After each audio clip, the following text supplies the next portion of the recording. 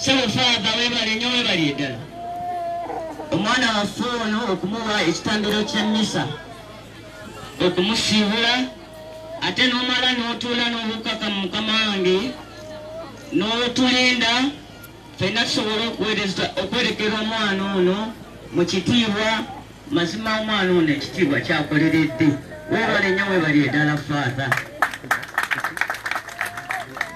bakulembeze banange ab'emukono abafuluma n'abayingira banyabo ne bassebo wakati w'ennaku z'omwezi 25 na 27 omwezi ogujja Sharon ono abadde agenda kukwata ekitabo ekitukuvu alayire okutuula n'abantu abalala naye ne mu ngeri ey'enjawulo ng'akiikirira abavubuka omuntu amanyi okulonda kw'abavubuka okwelectoral college kwe kusingayo obuzibu bannange kusinga okwaffe kubanga bali abalonzi babo batono akasengejja kaba k'amaanyi era ng'ogyeko amaanyi gano agavudde mu stroke ekulemberwa muganda waffe Mwanyiraze Kyagulanyi ebyo ebifo ffe twalivaako dda nga ffe ab'opposition tetusobola bikola ki kubiwangula naye amaanyi ago abaana bano abato ne bayimirira ebifo byonna n'ebyabavubuka ne tubiwangula mu mukono municipality ne twebaza Katonda ne tusanyuka ne tuwulira nga tukubagiziddwa Mwami Kyasahafe agenda kutandika kanso amazima ng'omu ku bakansala taliiwo ate batulyaza amanya nnyo kansala bwafa tebaayo kalulu k'okujjuza omufu omupya akujjukiza omukadde mu mwaka gwa 2016 era baatulonda naye waliwo kansala yali muto nga mutera emyaka gyogimu noono Jameewo Ndagire naye yatufaako bw'ati twasanga omulambo w'eye bambi balwawo okulowooza nti kabamenye nga n'okuvunda atandise kukola ki kuvundira ku nsi senga omukulembeze w'abanange ate mumanyi omukulembeze obw'ebyobufuzi si bwangu mwekulembera mukolagana ate we mwekuba endobo wansi mu bigere naye ate era tubeerawo kubanga obuzibu bw'ennyanja tebusobola kugoba kyennyanja muki njagala nze okwebaza mu ngeri enjawulo Mwanyinaze Dani Lugoloobi nze kulwanira bagamba nti eriiso ly'omukulu awadugala we wakola ki netegereza nze okutandika okulaba Sharon ne gurupu endala abaana abo nga bakuŋŋaanyiziddwa munnaabwe oyo era n'abateekamu n'ekirowoozo era nekinywera eky'okuvuganya owaaba ekintu bwe kirama kifuna abazadde bangi singa wano Sharon yakola ebitaliiwo singa muno omubufu amwegaana buki kubanga mmanyi omwana omubi avumaganya ki naye omulungi asanyusa ki kitaawe Sharon waffe ono singa yasalawo ogenda ku street kwetunda wano singa tewaliwo agamba nti nange namulabako nti ne be yagenda e Kampala namutwalako naye olw'okuba akoze emirimu gya buzira ffenna buli omu awulira nga kimukwatako okulaga nti abadde amumanyi Mwandani Lugoloobi ayinza okuba yayogedde nga sinajja naye mbadde nsaba ayimirire tumukubireko mu ngalo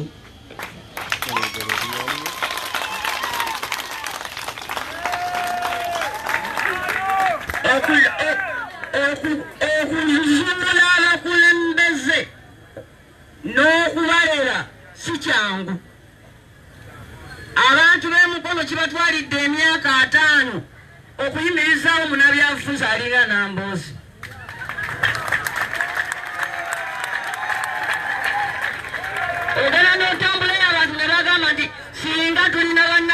10 Uganda senge ekolashi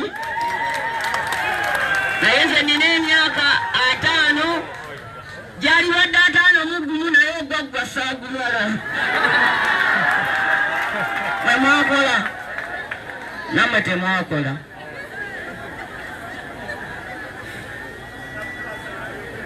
nze situulangako nembona mboozi mpanvu na Sharon ono naye omanyi mu byobufuzi tuwaŋŋana ebitiibwa munakutunuulira wati n'abantu oyo mulabye muwadde ekiki ekitiibwa omuwala ono myaka gye emito naye nga mulungi kalala naye ng'ali bolodi talina kigambo kimulema kukola ki oluusi nno ne bwe biba nga sibiri ku saidi kwendi tekinnema kumanya nti oyo ayimirira ku kigambo kye abantu abamu wano mpulidde mutandise okumpita maama neyanziza ne Sharon ono abadde omu ku bantu abayimirira maaso gange nanti namboozi ekyo tukiganye ekyo tukikosa eki tukiganye mu nkola ya bulijjo waligambye nti abadde tantya naye mu byobufuzi oyo yabeera munnabyabufuzi ow'ensonga nti asobola n'okugamba ku bantu abalala ensi beekola ki oluusi mbadde nga bannaffe abasaidyemu we bagwako ebizibu abavubuka ne bawandiikawo nti mwali mulowooza ensi batya so ye Sharon ono we namulaba nange ne ngamba kankulinde wali mu kkoona kasita onoomala okulayira bwoti ng'ofuuse munnabyabufuzi omukulembeze nga nze amazima tujja kukwatagana kyanaku kyolunaku olwo tugenda kusoma erinnya lya Sharon tuyimirire tumale dakiika emu tumujjukire kansa etandike nga taliimu abavubuka mbasaasidde nnyo tetujja kuwandiikayo simanyi ewabya bakama tetumanyi oba alitukwatirwa ekisa natuterawo okulonda kw'abavubuka ne tugezaako okujjuza ekifo Sharon mwabadde abantu b'amaka gano mbebaza mwebale kutuwa mwana wammwe muto najja eno mu bintu eby'embirigo ne mutamugaana ate era ne mumuwagira mwebale nnyo mwebalire ddala abantu abasinga mumanyi kati bafuuka kyogereko akukuba agamba nagamba kitwogerereko n'amaaze naye bamuba ku ssimu ng'aggamba omanyi byeggamba byakyamanya abasajja tebatuwulira mbadde nsaba nkusange nkubuulire n'omugaagale nkuwadde jangu ku Lwokutaano bwatuuka omanyi n'agamba munange bye nali gamba byali bikulu nnyo naye ntya nti abasajja basobola otuwulira ku ssimu gamba Kyagulanyi yegendereze nnyo naye ng'ekigambo ekyo kye kimutambuza n'agamba tajja kwogerera ku ssimu bamukola ki njakuba nti nga muganda wange ono mbujjuvu naye ababuuzeeko ne kamwogereko katono Honorable Nabukeera Hanifa omubaka waffe omukyala owa disitulikiti yonna fenna yatusinza mandeeti ennene kubanga ye yafuna obululu 10,000 n'omusobyo Kyagulanyi mu disitulikiti eno n'afuna 17,000 Mwami Museveni n'afuna 49,000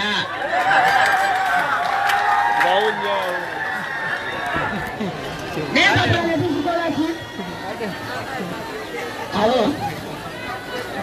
engafula ne tuzikuŋŋaanya twali tututte n'obujulizi ku musango nadduka butereevu n'entwala omuki naye ne bagamba tetwagala bujulizi bwammwe kyo nawulidde Mwami Museveni yagambye ababadde ekyankwanzi nze nali nzisizza aba Electoral Commission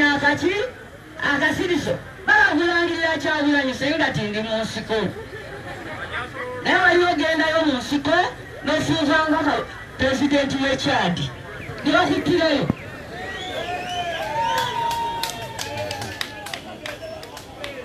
nga maliriza kubanga MP bano njagala bonna bababuuseeko ate teriyo omuntu agenda kutupapula kuziika Sharon ono abadde munnabyabufuzi emagombe tebajja kyaggulo kyanaasanga tebamuteereddeeko era n'abaliwo batuulira babanaaba banyanya ekyeggulo era abali emagombe muwulidde ono ajja mumuteereko emmere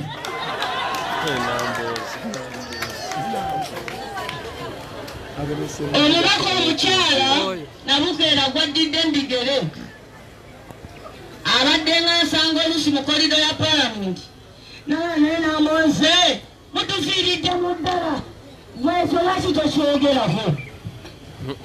era yini yali ku redio ne bamubuuza nti owaayi tukunye ogamba namboze sekitooleko omuyanja andi ati nze mbakulira bo bagende babuuze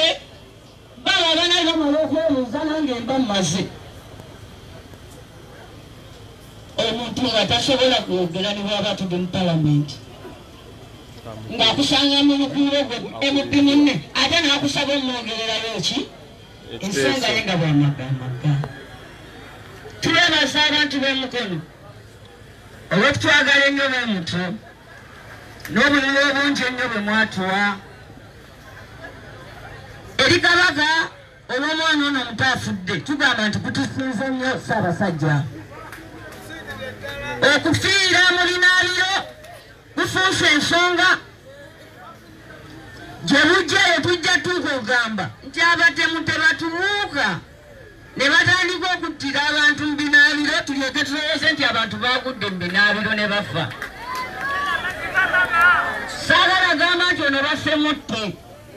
naye kyeŋŋamba nti tafudde nga abafa ebinaabiro we bakola basooka ne bamalawoko ennaku nga bataawa naye ono waffe kwekugwa kwekukutuka kijagasa nnyo poliisi eyatutte omufu omukebera omuna muleme tukola nga yemwatukola ku ndagire balazima tukyalinda lipoota yandagire nakaakati eno lipoota mbujjufu taata nga bwogyogeddeko omanye omuntu neeba mukulu essasi era omusawo ono yafumitiddwa tegerako madamu ticca toyonoona omulunya mumazanyo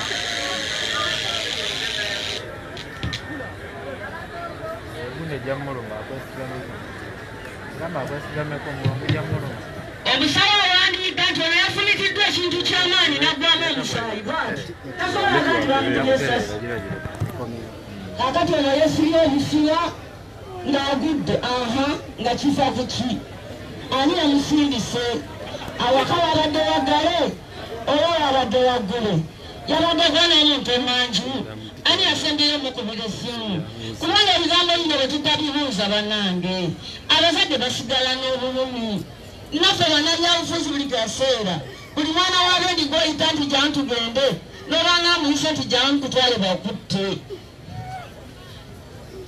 mbabuulira wali omulema teyafunyirwa ngalo kamazabikatasiroganga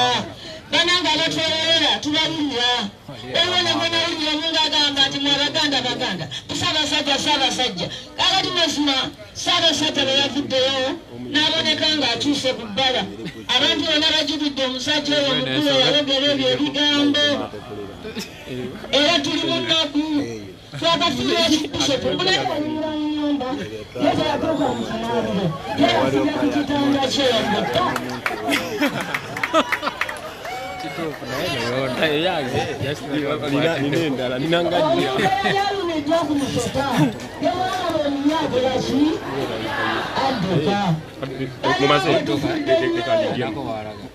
tufuddeyo wakati tetukyategeera tutusoma okulowooza nti waliwo omuntu atutuulidde ku ssaabo ne Katonda omulungi Katonda wange ali mu buno saala ssebo mutusabire Katonda atuddeyo bannange tukole okweziika tukole okola ki okweziika waliwo omusajja awandika akatabo n'agamba nti naawe twalo embuzi yange bw'ebula ate bwendwayo efuluma obuso obulimu obwoya bw'embuzi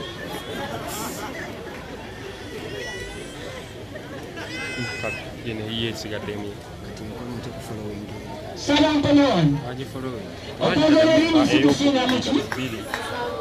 njagala kubanjulira bannange ng'era bwe mbayita okusooka nalangiridde omukyalo ono gwe mwalonda mwebalenye nabukeera mubaffe naye kati ngenda ava wali kantandikire ku mulangira Simbwa olw'Akifuma azaali n'olubuto lwe temumuwayiriza nti agagabalidde eno bonalebojjaba abantu bakulire ku ddoboozi baleme eggamba ti omusajja we Nakifuma asirika ng'era eyaliwo sono jangu people power